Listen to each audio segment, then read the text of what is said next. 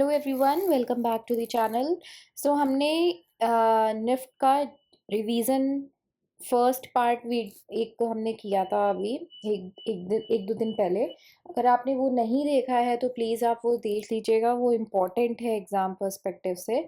और जीके की हमने डिफरेंट डिफरेंट सब्जेक्ट्स जैसे फिज़िक्स हो गया, हिस्ट्री का सेक्शन हो गया, ज्योग्राफी का सेक्शन हो गया, उसके हमने टॉप 50 क्वेश्चन डिस्कस किए हैं एमसीक्यू फॉर्म में।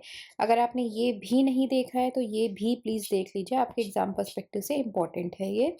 इन दोनों वीडियोस के आपको डिस्क्रिप्शन में लिंक मिल जाएंगे और इस वीडियो के एंड में भी लिंक मिल जाएगा, तो आप वहाँ से उसको चेक कर सकते हैं। और आज के वीडियो में हम again a mixture of physics, chemistry, bio, geography, current affairs, history से आपका पॉलिटी, सिविक्स, ये सारी चीज़ों का कॉम्बिनेशन है आज के भी वीडियो में। तो चलिए स्टार्ट करते हैं। फर्स्ट क्वेश्चन है, which of the following musical instruments were played by the musicians such as Shakoor Khan and Pandit Ram Narayan. ये जो दो म्यूजिशियंस हैं, शकूर खान और पंडित राम नारायण, ये लोग कौन से म्यूजिकल इंस्ट्रूमेंट्स के लिए फेमस थे और कौन से म्यूजिकल इंस्ट्रूमेंट्स ये प्ले करते थे? Option sarangi, shehnai, guitar, veena. ये प्ले करते थे जो इंस्ट्रूमेंट वो है sarangi, option number 1। Next question है, according to IBEF 2021 the Indian pharmaceutical industry ranks dash in the world on the basis of volume. IBEF 2021 की जो रैंकिंग आई थी उसके अकॉर्डिंग इंडियन फार्मास्यूटिकल इंडस्ट्री किस नंबर पे रैंक करती है world wide on the basis of their volume. अब ये जो IBEF कंपनी है ये है, ये आपका एक इनिशिएटिव था जो गवर्नमेंट ऑफ इंडिया ने किया था और ये फाउंड हुई थी इन द ईयर 2003 में ये फाउंड हुई थी। और किसके थ्रू फाउंड हुई थी? गवर्नमेंट ऑफ इंडिया के थ्रू फाउंड हुई थी। इसका क्या काम था? इसका काम ये था कि ये प्रमोट करेगी ब्रांड इमेज और उसकी प्रेस्टिज को, और इसका फुल फॉर्म है Indian brand equity foundation. Indian brand equity foundation. और इसके according Indian pharmaceutical industry third number पे रैंक करती हैं world wide on the basis of their volume. Next question है आपका, when did Linus Carl Pauling received the Nobel Prize in Chemistry for his research into the nature of the chemical bond and its application to the elucidation of the structure of complex substances। तो lines Carl Pauling को कौन से year में Nobel prize in chemistry मिला था और किस चीज़ में उनकी रिसर्च थी? Nature of the chemical bond और उसकी एप्लीकेशन पे। ईयर है 1954, 1950, 1956, 1958। तो लाइनस कार्ल पॉलिंग को in the year 1954 Nobel prize in chemistry मिला था। कौन से इंडियन थे जिनको नोबेल प्राइज इन केमिस्ट्री मिला था? Any guesses? कौन से इंडियन थे जिनको नोबेल प्राइज इन केमिस्ट्री मिला था? His name is Venkataraman Ramakrishnan. Venkataraman Ramakrishnan, ये इंडियन है, तमिलनाडु में इनका बर्थ हुआ था और इनको नोबेल प्राइज इन केमिस्ट्री मिला था in the year 2009। Next question है आपका, 10 कथ्या of dash state is the tribal dance performed by two males depicting the historic and puranic events। 10 कथ्या एक ट्राइबल डांस है जो कि मेल्स ही परफॉर्म करते हैं, टू मेल्स, ग्रुप दो से ज़्यादा भी नहीं, कोई ग्रुप भी नहीं और सोलो भी नहीं। डिपिक्ट करता है वो हिस्टोरिक और पुरानिक इवेंट्स। कौन से स्टेट में परफॉर्म किया जाता है? यूपी, गुजरात, गोवा, ओडिशा। ये आपका उस स्टेट में परफॉर्म किया जाता है जिसका क्लासिकल डांस है ओडिसी। तो करेक्ट आंसर क्या हुआ? Odisha, option number 4। यूपी का क्लासिकल डांस क्या है? प्लीज़ कमेंट बॉक्स में कमेंट करिएगा। गुजरात और गोवा में कोई क्लासिकल डांस नहीं है, यहाँ फोक डांस है। नेक्स्ट क्वेश्चन, अभी तक हमने क्वेश्चन देखे थे कि डायरेक्ट आर्टिकल दे देता था पॉलिटी के क्वेश्चंस में, या फिर आर्टिकल का कोई वो दे देता था कि राइट टू फ्रीडम कौन से आर्टिकल में, राइट टू स्पीच कौन से आर्टिकल में। इस बार उसने एक केस आइडेंटिफाई किया है और फिर पूछा है ये कौन से आर्टिकल में आता है। Now KA Najeeb versus Union of India case deals with violation of rights under which article. तो K A Nazeer versus Union of India case जो है, ये violation of rights under which article आता है? कई बच्चे बोलेंगे कि हमने तो इस केस के बारे में सुना ही नहीं। कोई बात नहीं, नहीं सुना, क्वेश्चन छोड़ दीजिए, ज़रूरी नहीं है कि आप सारे क्वेश्चन अटेम्प्ट करेंगे। बट यहाँ पे मैं बता देती हूँ। ऑप्शन है हमारे आर्टिकल 16, आर्टिकल 21, आर्टिकल 14, आर्टिकल 19। इस पेज पे मैं एक्सप्लेन कर देती हूँ, मैं यहाँ पे लिख देती हूँ। फर्स्ट ऑप्शन है आपका आर्टिकल 16।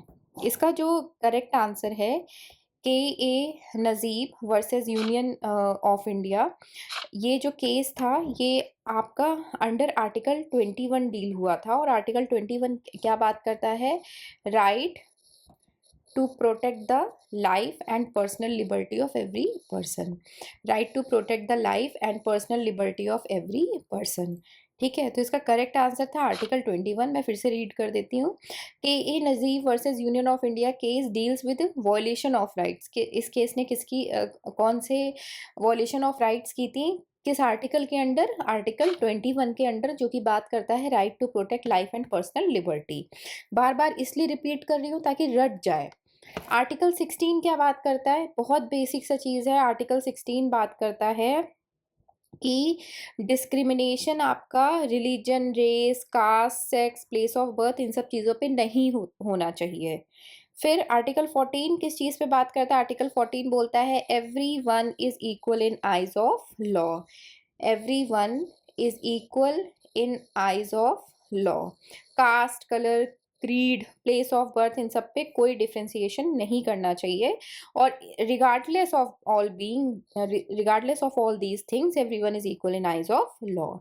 नेक्स्ट जो आर्टिकल 19 है, ये आपका बात करता है 6 freedoms of speech and expression, assembly, association, movement, residence, profession और ऑक्यूपेशन के बारे में बात करता है। नेक्स्ट क्वेश्चन है which of the following is the red algae? इनमें से रेड एल्गी कौन सा है?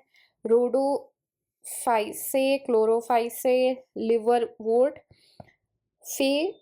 फाइसे। सॉरी, मैं गलत प्रोनाउंस कर रही हूँ, मुझे पता है, मेरा बायो अच्छा नहीं था, सॉरी। नाउ इसमें से जो रेड एल्गी है, which of the following is the red algae, वो है आपका ऑप्शन नंबर 1। और ये कहाँ पे पाया जाता है? ये बेसिकली वार्मर वाटर्स में पाया जाता है। वार्मर वाटर्स में पाया जाता है। रेस्ट जो ऑप्शंस हैं, ये वाला जो आपका ऑप्शन है, ये आपका ग्रीन एल्गी है। एक सेकेंड, ये आपका ग्रीन एल्गी है। नेक्स्ट आपका, अभी एक सेकेंड, मैं इसको अभी एक्सप्लेन करूंगी। लास्ट वाला जो है, ये आपका ब्राउन एल्गी है। और जो सॉरी और जो आपका लिवर वोट है, ये आपका नॉन वस्कुलर प्लांट है, जो कि प्लांटी किंगडम से बिलोंग करता है। ये एल्गी डायरेक्टली नहीं बोल सकते कि ये एल्गी है, बट ये नॉन वस्कुलर प्लांट है।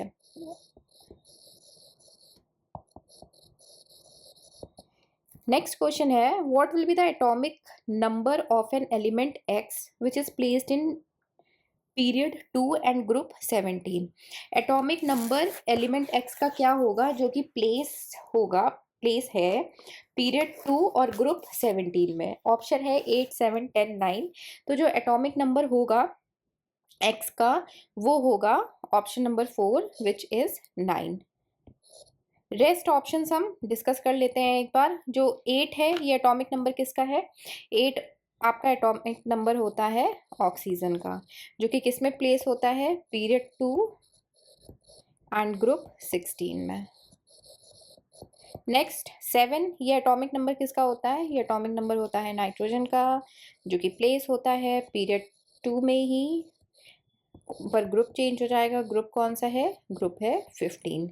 रेस्ट नेक्स्ट ऑप्शन आपका 10, ये एटॉमिक नंबर है आपका नियॉन का, सॉरी, नियॉन का, पीरियड 2 एंड ग्रुप इज 18। तो रेस्ट ऑप्शंस ये हमने डिस्कस कर लिए हैं। नेक्स्ट क्वेश्चन है in which 2 consecutive years was there no chief guest at the Republic Day celebration of India? तो Republic Day is coming on the 26 of January, और हर साल chief guest are welcome to India तो कौन से 2 ऐसे years थे जिसमें चीफ गेस्ट थे ही नहीं रिपब्लिक डे सेलिब्रेशन में? Option 2021 and 22, 2019 and 20, 2020 and 21, 2018 and 19। तो जो 2 कॉन्सेक्यूटिव ईयर्स थे जिसमें चीफ गेस्ट नहीं थे, वो था ईयर आपका 2021 एंड 22। Correct answer. अब क्यों नहीं थे इस ईयर में? बिकॉज़ तब इंडिया में क्या था? कोविड-19 पैंडेमिक चल रहा था। रेस्ट 2019 में जो चीफ गेस्ट थे वो कौन थे? प्रेसिडेंट थे साउथ अफ्रीका के सिरिल रामाफोसा। नेक्स्ट 2020 में कौन था आपका चीफ गेस्ट? 2020 में थे president of Brazil Jair Bolsonaro. 2023 में कौन था? President of Egypt Abdel Fattah El Sisi. Next 2024 में कौन था आपका चीफ गेस्ट रिपब्लिक डे पे? President of France who is Emmanuel Macron. ठीक है। Next, Fisher's quantity theory is explained by this famous equation given as Fisher's quantity theory जो है इनमें से कौन सी इक्वेशन पे बेस्ड है?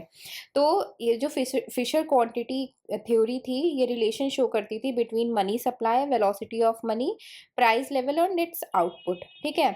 अब इसमें जो करेक्ट आंसर है वो है आपका MV is equal to PT, option number 2, जिसमें M का मतलब क्या होता है? M का मतलब होता है इंक्रीज इन मनी सप्लाई। फिर V का मतलब क्या होता है? Assuming velocity of money. ये बेसिक सी चीज है जो कि सबको पता होनी चाहिए। नेक्स्ट, P का मतलब क्या होता है? Increase in price level. Next and last, T is level of transaction जो कांस्टेंट रहता है। ठीक है। Next question, before the rise of the modern industrial system, Indian exports consisted chiefly of manufacturers like. Before the rise of modern industrial system, Indian export में किस चीज़ का mainly manufacturing होती थी? Electrical, chemical, light machinery, cotton and silk fabrics. तो इनमें इन 3 में से तो कोई नहीं। कॉटन एंड सिल्क फैब्रिक्स की मेनली मैन्युफैक्चरिंग होती थी इंडियन एक्सपोर्ट्स में। सॉरी। नेक्स्ट क्वेश्चन है, the Kanchenjunga peak is located in which sub division of Himalaya from the following. ये 4 पीक्स हैं हमारे पास और हमें फाइंड आउट करना है कंचनजंगा पीक कौन से सब डिवीजन ऑफ हिमालयाज में लोकेटेड है। Kashmir Himalayas, Darjeeling and Sikkim Himalayas, Himachal and Uttaranchal Himalayas, Arunachal Himalayas. तो कंचनजंगा पीक जो है ये आपका 3rd हाईएस्ट पीक है वर्ल्ड का और ये लोकेटेड है आपका कहाँ पे? ईस्टर्न हिमालयन रेंज पे। और इसका correct answer eastern Himalayan range पे correct answer Darjeeling and Sikkim Himalayas. Kashmir hills जो है, कश्मीर हिमालयास जो है ये कहाँ पे लोकेटेड है? ये लोकेटेड है western part of Himalayan ranges पे। नेक्स्ट है आपका हिमाचल एंड उत्तरांचल हिमालयास, ये central part of Himalayan ranges located है। नेक्स्ट है आपका अरुणाचल हिमालयास, अरुणाचल हिमालयास आपका ईस्टर्न मोस्ट पार्ट है हिमालयन रेंज का, located in eastern most part of Himalayan range. इसका आंसर है कंचनजंगा पीक का Darjeeling and Sikkim Himalayas. Next question है, गुरु बिपिन सिंह नृत्यचर्य अवॉर्डी, संगीत नाटक अकेडमी अवॉर्डी, कालिदास सम्मान awardee was renowned for promoting which classical dance form. गुरु बिपिन सिंह कौन सा डांस फॉर्म प्रमोट करने के लिए फेमस रहे हैं? Classical dance form. Option Manipuri, Kuchipudi, Odissi, Kathak. तो जो डांस फॉर्म इन्होंने प्रमोट किया था वो डांस फॉर्म बिलोंग करता है from the state of Manipur and the answer is Manipuri classical dance. Kuchipudi classical dance कौन से स्टेट का है? ये है आंध्र स्टेट का क्लासिकल डांस। ओडिसी कौन से स्टेट का क्लासिकल डांस है? ये है उड़ीसा का क्लासिकल डांस। कथक कौन से स्टेट का क्लासिकल डांस है? ये आप कमेंट बॉक्स में कमेंट करिएगा। इसका करेक्ट आंसर है Manipuri. Next, who holds the authority of transferring judges from one high court to another high court? किसके पास ये पावर है कि वो जजेस को एक हाई कोर्ट से दूसरे हाई कोर्ट ट्रांसफर कर दे। ऑप्शन, द सीनियर मोस्ट जज of supreme court, the chief justice of India, the president of India, the law minister of India. तो ये जो अथॉरिटी है, ये टू ट्रांसफर जजेस from one high court to another high court, ये सिर्फ और सिर्फ प्रेसिडेंट ऑफ इंडिया के पास रहती है। किसके पास रहती है? प्रेसिडेंट ऑफ इंडिया के पास रहती है। और ट्रांसफरिंग जजेस from one high court to another high court कौन से आर्टिकल में मेंशन है, ये भी इम्पोर्टेंट है, ये भी आपको पता होना चाहिए। ये मेंशन है आपका, सॉरी, ये मेंशन है आपका आर्टिकल 222 में। कौन से आर्टिकल में मेंशन है? आर्टिकल 222 में। इसी के साथ साथ फर्स्ट हाई कोर्ट कौन सा है, ये भी आपको पता होना चाहिए। फर्स्ट हाई कोर्ट, जिसको पता है वेरी गुड, या जिसने रिकॉल कर लिया है very good. First high court है कैलकाटा हाई कोर्ट, और ये कौन से ईयर में बना था? 1 जुलाई 1862। नेक्स्ट कौन था? बॉम्बे और मद्रास हाई कोर्ट थे, सेम ईयर में, ये भी 1862 में। Bombay and Madras high court, year was same 1862। Bombay was on 14 August and Madras 15 August and the year is same 1862। ठीक है। नेक्स्ट क्वेश्चन है आपका ये, dash is the process of complete और इनकम्प्लीट ऑक्सीडेशन और hydrolysis of fats and oils when exposed to air, light, moisture और bacterial action that spoils food. Spoilage of और fat and oils का जब air, light, moisture, bacteria action से exposed हो जाते हैं तब उस प्रोसेस को क्या बोलते हैं? Rancidification, hydrogenation, auto oxidation, auto reduction. तो इस प्रोसेस को कहते हैं ऑप्शन नंबर 1 रैंसिडिफिकेशन। क्या कहते हैं? रैंसिडिफिकेशन। नेक्स्ट जो आपका ऑप्शन है हाइड्रोजनेशन। हाइड्रोजनेशन का मतलब क्या होता है? एडिंग, क्या ऐड होगा? नेम से पता चल रहा है, adding hydrogen to unsaturated fats ताकि उनको सॉलिड बनाया जा सके रूम टेम्परेचर पे। ऑटो ऑक्सीडेशन, ऑटो ऑक्सीडेशन तब टेक प्लेस करता है जब ऑक्सीजन रिएक्ट करती है अनसैचुरेटेड फैटी एसिड्स के साथ, जिसकी वजह से फ्री रेडिकल्स की फॉर्मेशन हो जाती है। ऑटो रिडक्शन कब होता है? ऑटो रिडक्शन का मतलब जब केमिकल कंपाउंड रिड्यूस हो जाते हैं बिना किसी एक्सटर्नल एजेंट के, और स्पॉइलेज ऑफ फूड भी नहीं होता है, उस प्रोसेस को हम ऑटो रिडक्शन कहते हैं। ठीक है। Next question, which of the following is a Tibeto Burmese language? इनमें से कौन सी तिब्बतो बर्मीज लैंग्वेज है? Option, Oriya, Tripuri, Assamese, Tulu. तो तिब्बतो बर्मीज लैंग्वेज जो है ये है आपका option number 2 which says Tripuri. ठीक है। अब ये जो लैंग्वेज है कौन से लोग बोलते थे इसको? कौन से लोग इस लैंग्वेज को बोलते थे? इसको बोलते थे Sino Tibetan people speak this language. Oriya तो नाम से ही पता चल रहा है, Oriya is spoken in Orissa. और ये कहाँ से आई थी ये लैंग्वेज? ये इंडो आर्यन लैंग्वेज थी। Next is Assamese. असमीज आपकी आसाम और बांग्लादेश में बोली जाती है और ये भी आपकी इंडो आर्यन लैंग्वेज है। Next is Tulu. टुलु आपकी कर्नाटका और केरल के कुछ पार्ट्स में बोली जाती है, बट ये इंडो आर्यन लैंग्वेज नहीं है, ये आपकी द्रविडियन लैंग्वेज है। कौन सी लैंग्वेज है? Dravidian language. Next question is this, who among the following was the author of the play Mrichchhakatika? Mrichchhakatika का ऑथर कौन है? मृच चकतिका को अगर आप इंग्लिश में लिखोगे तो इंग्लिश में it is known as the little clay art. The little clay art. इसके ऑप्शन है, just a second, Kalidasa, Amarasimha, Shudraka भाषा। तो ये जो आपका प्ले है, ये प्ले लिखा है ऑप्शन नंबर 3 शूद्रका ने। ये एक्चुअली ये प्ले जो है ये एक लव स्टोरी के बारे में बात करता है। The male character is known as Charu Datta, जो कि पाटलिपुत्र पटना से बिलोंग करते हैं, एंड उनकी बिलवेड थी इसमें वसंत सेना। कालिदासा के फेमस जो प्लेज हैं उनमें से एक है Shakuntala which is very famous. Shakuntala हो गया, देन नेक्स्ट आपका इसमें मेघदत्ता हो गया, रघुवंशा हो गया। तो ये बहुत फेमस प्लेस थे कालिदासा के। अमार सिम्हा का, अमार सिम्हा ने कोई प्ले तो नहीं लिखा है, but the person is known as Sanskrit grammarian and lexicographer.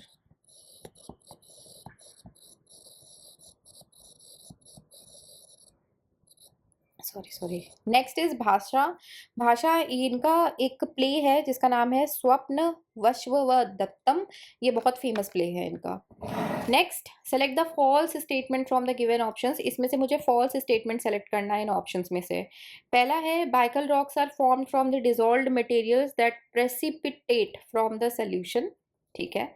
दूसरा है the sedimentary rocks are formed by the deposition and subsequent cementation of that material within bodies of water and the earth's surface.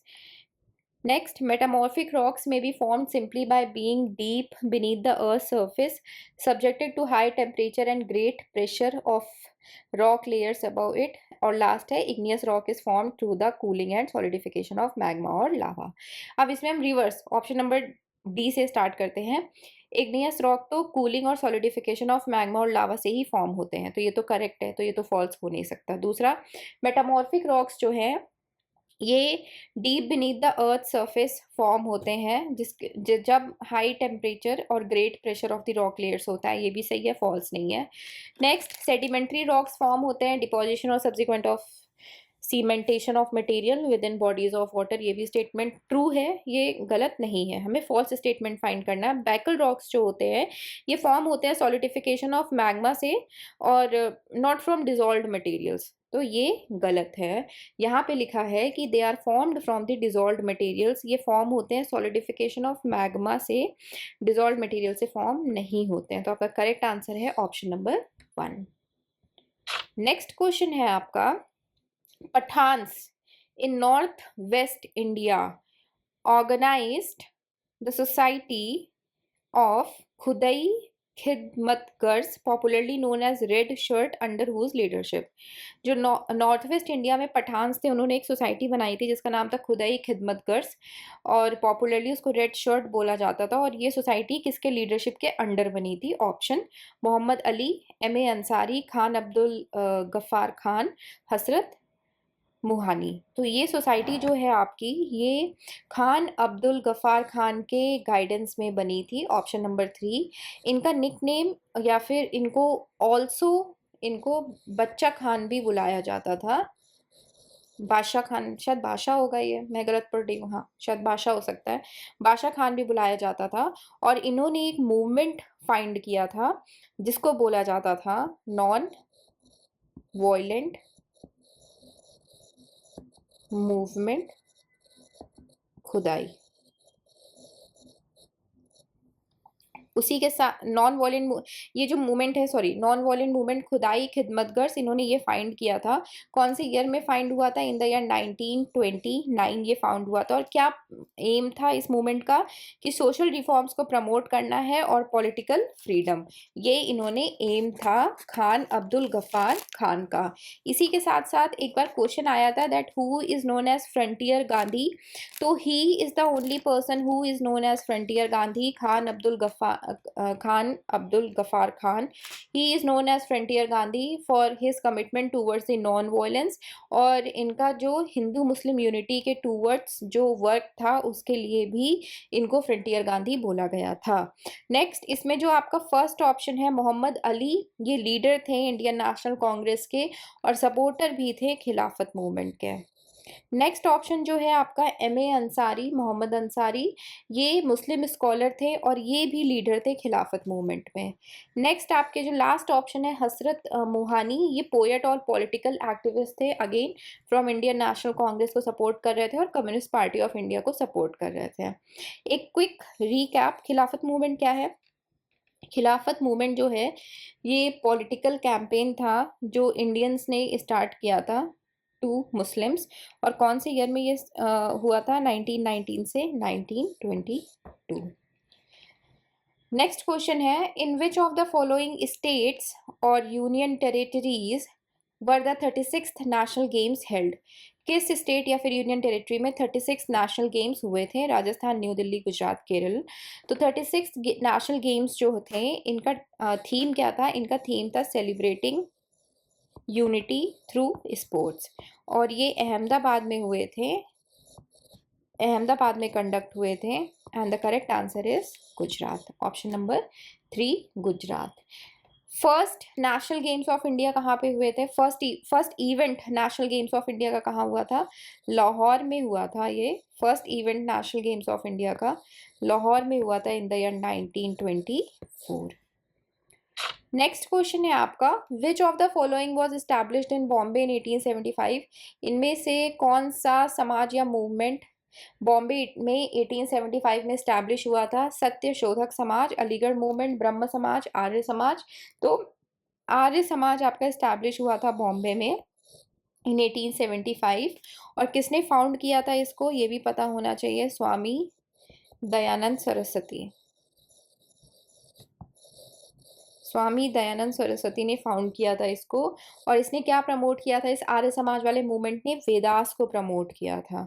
Options पे आते हैं, आपका first option है सत्य शोधक समाज। सत्य शोधक समाज ये किसने फाउंड किया था? ज्योतिराव फूले जी ने इसको फाउंड किया था इन द ईयर 1873। और कहाँ पे? महाराष्ट्र में। और ये आपका जो सत्य शोधक समाज है, ये लोग फाइट करते थे अगेंस्ट कास्ट डिस्क्रिमिनेशन और एजुकेशन प्रोवाइड कराने के लिए लोअर कास्ट को। अलीगढ़ मूवमेंट, इसे सर सैयद अहमद खान जी ने फाउंड किया था इन द ईयर 1875 इन अलीगढ़, जो कि उत्तर प्रदेश में है। और इसको भी, इस मूवमेंट में भी प्रमोट किया गया था मॉडर्न एजुकेशन फॉर मुस्लिम्स।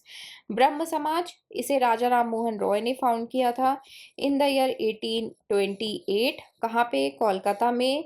और रिजेक्ट, इस मूवमेंट का जो एम था वो था कि आइडल वर्शिप तुम रिजेक्ट करो, कास्ट सिस्टम बंद करो, और अदर सुपरस्टिशियस जो एक्टिविटीज करते हो वो सब तुम खत्म कर दो।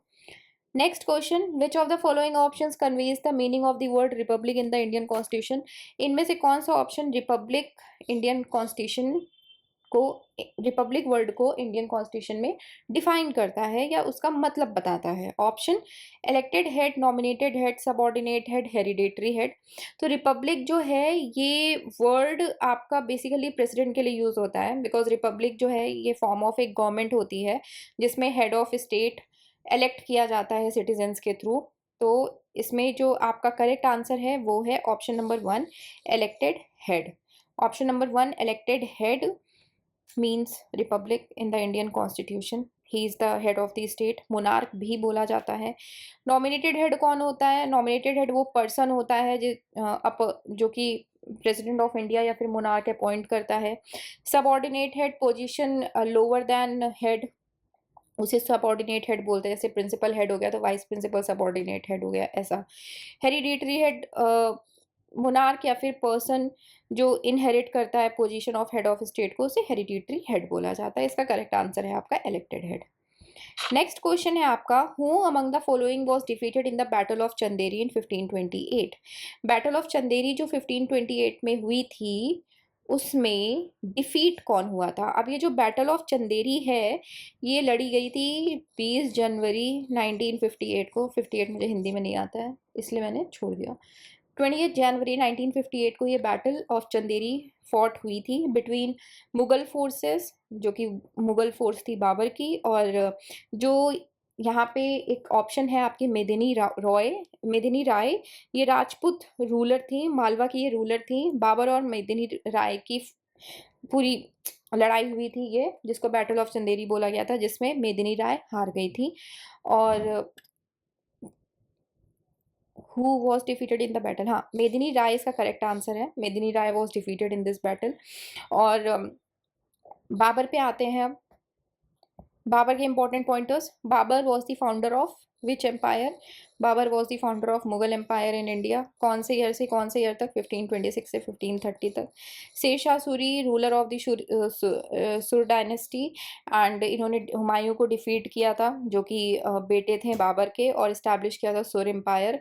सिकंदर लोदी बहुत ही इंपॉर्टेंट रूलर रहे हैं, लोधी डायनेस्टी के रहे थे, लोधी डायनेस्टी के। और 1504 में इन्होंने आगरा कैप्चर किया था, आगरा सिटी को अपना कैपिटल बनाया था। उसके पहले कैपिटल कौन था? कैपिटल थी दिल्ली। नेक्स्ट क्वेश्चन है the venue of the 2020 Olympic games. 2020 Olympic games की वेन्यू क्या था? सिडनी, रियो, टोक्यो, लॉस एंजल्स। तो 2020 गेम्स का वेन्यू था टोक्यो, ऑप्शन नंबर 3। ठीक है, सिडनी आपका सिडनी आपका समर ओलंपिक्स गेम्स का वेन्यू रह चुका है इन द ईयर 2000। रियो आपका समर ओलंपिक्स गेम्स का वेन्यू रह चुका है इन द ईयर 2006, अरे यार, इन द ईयर 2016। और लॉस एंजल्स आपका समर ओलंपिक्स गेम्स का वेन्यू रह चुका है इन the year, sorry, will be coming in the year 2028। और समर ओलंपिक्स गेम्स का 2032 का भी वेन्यू रिलीज हो गया है, it will be Brisbane, Australia.